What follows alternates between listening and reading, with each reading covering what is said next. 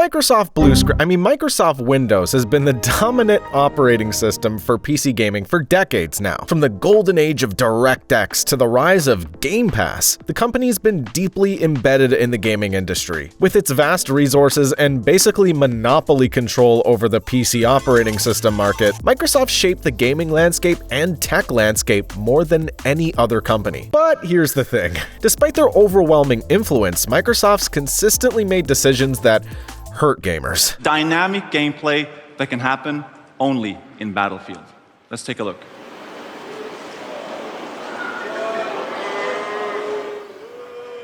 I'm fine. Their policies, software, and even hardware decisions have repeatedly placed business ambitions ahead of what gamers actually want. From botched operating system updates to the relentless push for proprietary software and subscriptions, Microsoft's done more harm than good in many ways. And Xbox? Well, let's just say things aren't looking too good there either. Once a strong contender in the console wars, it now appears to be struggling to maintain relevance. In this deep dive, I'll break down Microsoft's blunders, explain how they've been slowly suffocating PC gaming, and, in a shocking twist, reveal how Xbox may about to fold completely. Stay tuned to the end of the video and I'll touch on that. For now, let's dive in. To understand how we got here, we need to go back to the early days of PC gaming. Microsoft first dipped into gaming with MS-DOS in the 1980s, an era when PC gaming was highly technical and fragmented. Users had to configure hardware manually, adjust IRQ settings, and troubleshoot software conflicts just to get games running. It was a daunting experience that required significant technical knowledge, but it was so worth it.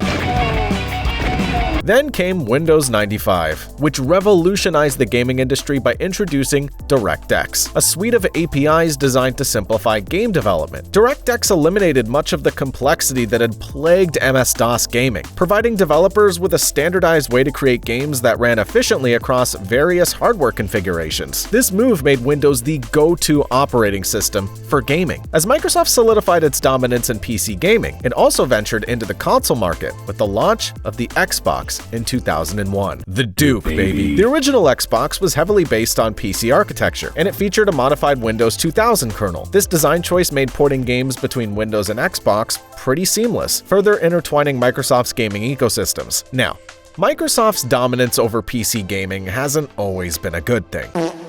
In many cases, the company has made decisions that actively harm the gaming experience. Here are some of the most egregious examples. Games for Windows Live, or some call it GIFWool, an attempt to integrate Xbox Live functionality into PC gaming, because you gotta have that gamer score. On paper, the idea seemed promising: cross-platform connectivity, achievements, and a unified ecosystem. However, in practice, GIFWool was an unmitigated disaster. Games for Windows Live were intrusive, requiring players to log in with an Xbox Live account before they could access certain titles. It was plagued with connectivity issues, frequent crashes, and most infamously, check out my last video, game-breaking DRM. Many players found their save files corrupted due to GIFWool's poor implementation, forcing them to restart entire games. Even years after its demise, developers had to patch GIFWool out of their games just to restore functionality. It remains one of Microsoft's biggest failures in gaming history. Poor GIFWool, man. Alright, up next, Windows 8 and the war on PC gaming. Beautiful little tiles. When Microsoft released Windows 8, it was clear they were trying to push their operating system in a new direction.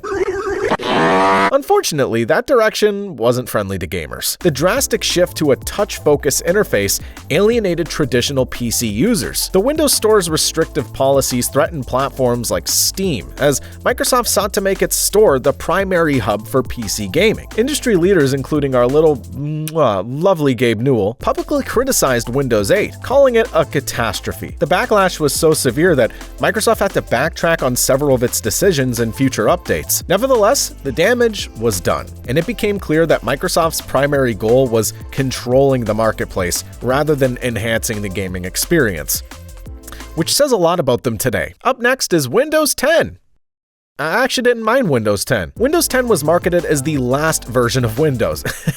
Okay, with Microsoft promising regular updates to improve performance, like a live service Windows. However, these updates often had the opposite effect, introducing new bugs and causing performance issues. One of the biggest complaints from gamers was Windows 10's forced update system. Geez, it sucks. These updates would sometimes install automatically in the middle of a gaming session. While this doesn't happen that much today, there's been some issues and videos of this appearing beforehand when Windows 10 was in its early years. I hate them! I hate these stupid updates! Some updates even introduced stuttering and frame rate drops because it would mess with the drivers. Forcing players to seek out previous versions of Windows or just new drivers, it was a headache. While Microsoft eventually introduced a game mode to optimize system resources for gaming, this felt like a band-aid solution to a problem they'd created in the first place. Up next is Windows 11. TPM 2.0, and a bunch of other problems. Windows 11 took things a step further by imposing strict hardware requirements. A lot of old machines can't upgrade if they're missing this one crucial piece of hardware, and that is TPM 2.0. This decision effectively locked out millions of gaming PCs from upgrading, even if they were otherwise fully capable of running the new OS, myself included. Now, there are workarounds for doing this, but, wouldn't it be nice to just use the Windows Update feature and click Update Now and get Windows 11? Why do we need to do a workaround for a security feature? For those who did upgrade, Windows 11 introduced several performance problems, particularly for AMD processors. Gamers reported significant slowdowns in frame rates, with Microsoft taking weeks to release fixes. And now to Microsoft's little brother. Well, they own them, Xbox. Now, while Windows has been making life miserable for PC gamers on that end, Xbox has been dealing with its own set of challenges, and it's having its own identity crisis as we speak. Despite acquiring major studios like Bethesda and Activision Blizzard in a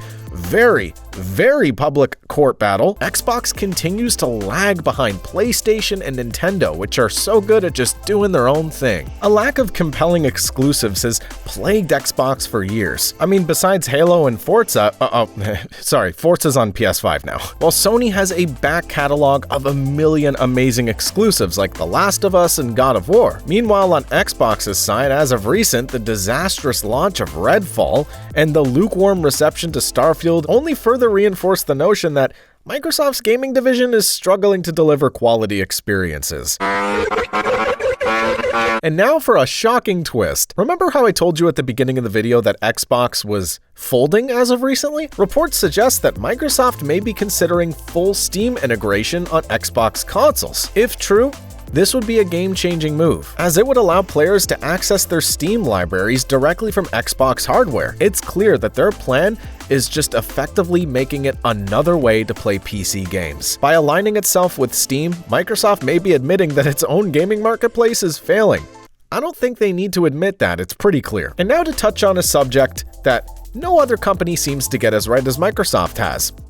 Game Pass. This subscription service offers access to a vast library of games for a monthly fee, and it's been praised for its value and convenience, and really looks like a Hail Mary throw from Phil Spencer. While Game Pass is great for consumers, it raises concerns about the long-term sustainability of the gaming industry. And with all the price increases, I think it's starting to show. Developers have expressed worries about the devaluation of games, as players may be less inclined to purchase titles outright when they could just access them through a subscription. If they beat a AAA game in a month, hey, why not? I'm only paying about $20 for it. Additionally, the reliance on the subscription model could lead to a homogenization of game design, as developers may prioritize creating content that fits within the constraints of subscription services, rather than taking risks on innovative projects that we'd see from standalone AAA games that you purchase on their own and access pretty much forever, minus the fact that you don't own anything nowadays. And to get into that, Game Pass has been criticized for its impact on game preservation. Games frequently rotate in and out of the service, and they could just choose to remove them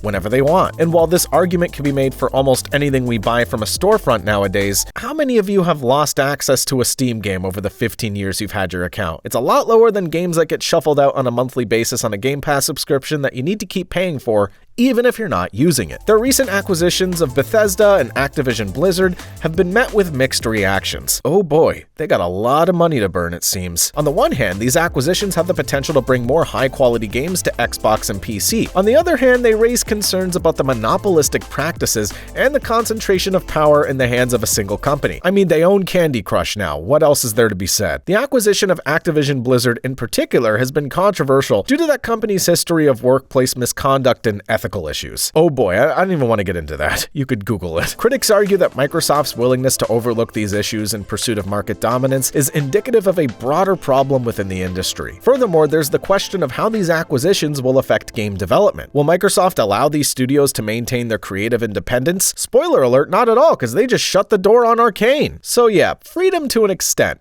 until you stop performing well. The company's focus on subscription services, proprietary software, and corporate acquisitions suggests a future where players have less control over their gaming experiences. I mean, let's be honest, Microsoft's efforts to integrate Xbox and PC gaming could lead to a situation where players are effectively locked into the Microsoft ecosystem. I'm looking at you, Apple. Good morning!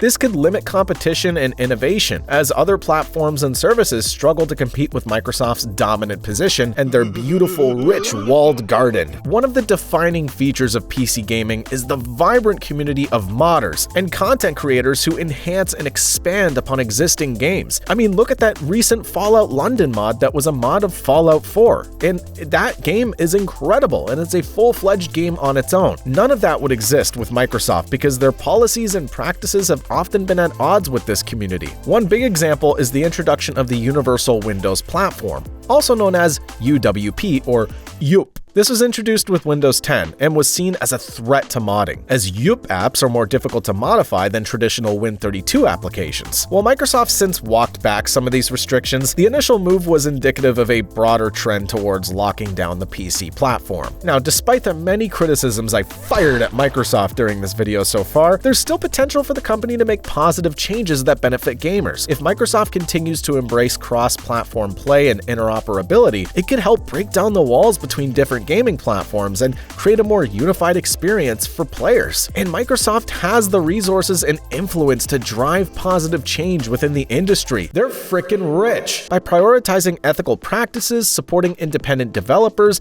and investing in sustainable technologies, Microsoft could set a new standard for corporate responsibility in gaming. They just need to actually do something. Microsoft has spent decades making decisions that have harmed PC gaming. From games for Windows Live to forced updates, their actions have repeatedly placed corporate interests above player experience. Now with Xbox potentially integrating Steam, it's clear that even their console strategy is shifting. The future of Microsoft in gaming is uncertain. But one thing's clear, gamers should remain skeptical. History's shown that whenever Microsoft gains control, it often leads to restrictive policies and frustrating experiences. Only by holding companies like Microsoft accountable can we ensure a future where gaming remains a diverse, innovative, and player-focused medium. If you liked what you see, comment down below, like the video, subscribe, and hit the taco bell. Let me know what else you want to see in the comments below. Thank you all again for your support and all your comments. It means so much. Sundays, 9 a.m. EST, every single week. I'll see you in the next one.